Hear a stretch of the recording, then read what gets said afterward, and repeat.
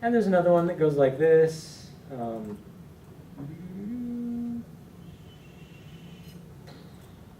And there's another one that goes like this.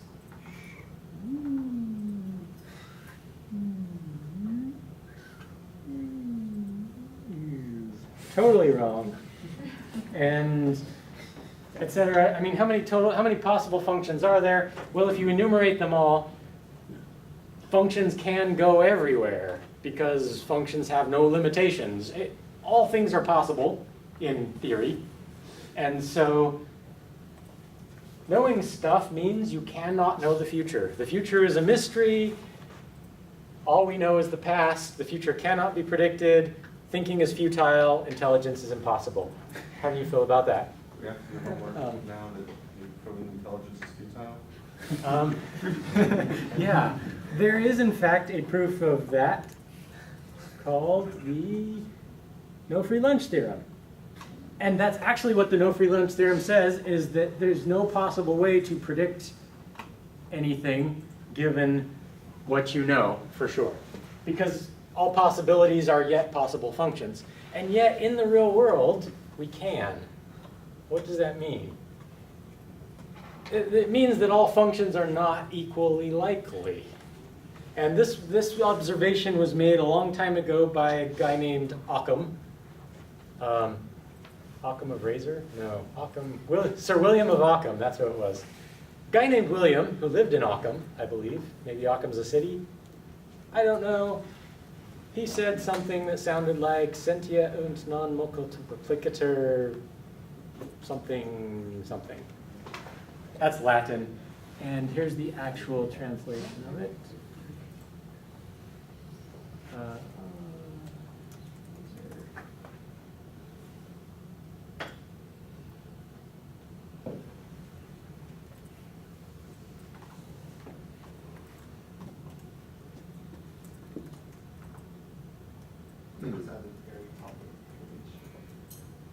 There we go. Non sunt multiplicanda entias sine necessitata. My Latin's a little rusty. I was hoping there'd be a translation here. It's right before it. Okay. Entities must not be multiplied beyond necessity. There we go. Thank you. Frankly, that doesn't sound that as wise as you might expect it, but as far as anyone has been able to document, that's the first time people have realized that you shouldn't make things more complex than necessary. And that's really all it says, is don't make things more complex than necessary. Don't say the guy had a blue hat if you don't know the guy had a blue hat, right? Okay. So we come back to this situation where this is what we know and we need to make a prediction. What does Occam's razor say we should do? I think that a straight line is a pretty simple model. Arguably, though, one could say, how do you know it's simple? Is that simple? Sure. What do you mean by simple? Exactly. What do I mean by simple? I don't know. Somebody else might say, well, wait a minute, I think that this is simpler, I guess. But it's clearly not. That's about as simple as you can get while hitting all of those points. Don't you agree? So according to Occam's razor, this is probably about the best prediction you can make. And it just seems that in the real world, Occam's razor usually holds. It usually makes the best predictions. Does that mean that this is the truth? Does that mean that this is what it will be at this point in time? Definitely not. And a lot of people get all worked up about this point. They will say, hey, look, I have this proof that Occam's razor is wrong, because in the real world, I made the simplest prediction, and the prediction was wrong. Here's the thing with Occam's razor. It is not a recipe for finding truth. It doesn't tell you what the truth is, because the truth is usually very complex. For example, consider the fact that the sun is going, let's say the Earth is going around the sun. We'll go, I think we finally got the heliocentric model of the solar system down.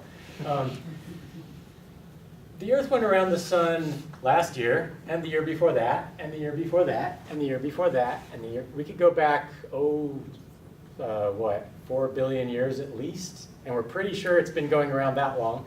So we could be pretty confident saying that the simplest model is it'll keep going around the sun forever. And yet we know that's not true. We know that what's really going to happen is it's going to go around the sun for about 1 billion more years until our sun turns into a red giant and engulfs the Earth. The Earth will fall to its fiery demise, and all humans will die, if there's any humans left on the Earth by then. But that's even longer than it took humans to evolve, so who knows what's going to die. But nothing's going to survive the sun engulfing the planet. Probably. Unless we build spaceships first and get off the planet, which would be really awesome. But there's the inevitable heat death of the universe. Yeah, the heat death of the universe, lots of fun stuff. What about Occam's razor? What happened to its simplest model, right? I mean, it's going around. Why doesn't it just keep going around forever? And why do we believe something that's not simple? Because there's evidence to the contrary. Because we have additional points. Okay, let's make this problem harder.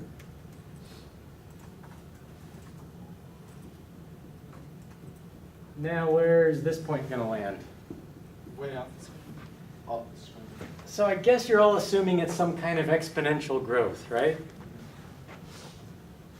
You might be right. Or maybe it's sinusoidal. I don't know. Maybe this is kind of stretching out and it's getting increasingly wiggly and now it's going to go like that. We could argue all day long about what's the simplest model, but if we start saying that we believe it's going to go like this and then go like that and then do all kinds of things, this is pulling knowledge out of your armpit, right? This is saying things that you have no evidence for. Therefore, it's probably wrong. What about this? Here's a pretty simple model. Take the average and say this goes like that. Well, you hit none of the points this way. We hit none of the points, so we know this is wrong. But how does it do at making predictions? Average. Yeah, that's a good answer. Turns out this actually isn't a terrible model. It actually does pretty well. Because in the real world, there tends to be a lot of noise. Often, the best predicting function deviates from your evidence. And so you usually want to be even simpler than your evidence. How much simpler? Occam's razor doesn't say. But the one thing it does say is never be more complex than the evidence justifies. Do you get what Occam's razor is?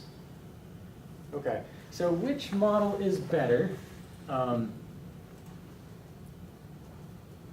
Okay, which model is better according to Occam's razor? This one or this one? Pretend that's a little smoothish. Okay. The second one. First one. Trick question, got you all. Occam's razor doesn't say. Occam's razor says, don't be more complex than the evidence justifies. Both of these models are simpler than the evidence justifies. There are cases where this straight line is the best possible prediction that you could make, because imagine that there's some linear system, and these are samples from the linear system that have noise. This might actually make really good predictions, and this one might actually make terrible predictions because the reason you deviated from that line is just noise. Does that kind of make sense? But Occam's razor does say, definitely don't do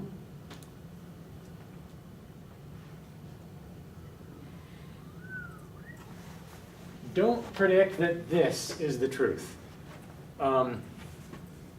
Okay, so Occam's razor says never be more complex than the data justifies. Sometimes being less complex than the data justifies is good, and that has nothing to do with Occam's razor. But Occam's razor says never be more complex than the evidence justifies.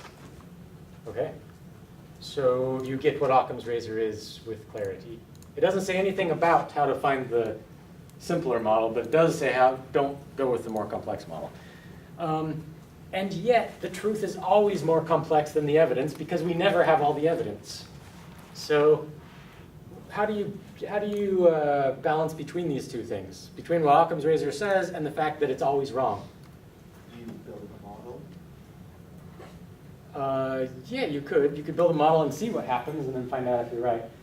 What I'm getting at is this. It is always wrong to be more complex than the evidence justifies because, by definition, you have no basis. If you did, that would be additional evidence, and then you'd have a reason for being more complex. Does that make sense? So even if when you're guessing, there are always so many possibilities that you're just wrong. But if you're guessing based on something, if you have some reason for the guess, then you might be right. And you're most likely to be right if it's the simplest model that you yet know about. So if 1,000 years ago, somebody said, I think the Earth's going to go around the sun until the sun turns into a red giant and engulfs the Earth, and then the Earth will come to a fiery death. Technically, he would have been right. But there's no way he would have had the evidence to support it. And so there would have been enough people making spurious guesses that it would be pretty safe to say, no, a much better prediction is the Earth will go around the sun forever. You follow that? Okay. The whole reason we go through this is we're going to try to predict things. It has been argued that humans are essentially future predicting machines. All of this hardware that we have up here that we maintain and manufacture and try to use to make decisions is so that we can anticipate the outcome of our choices. Can you see that? I make the choices that lead to the best outcome, probably.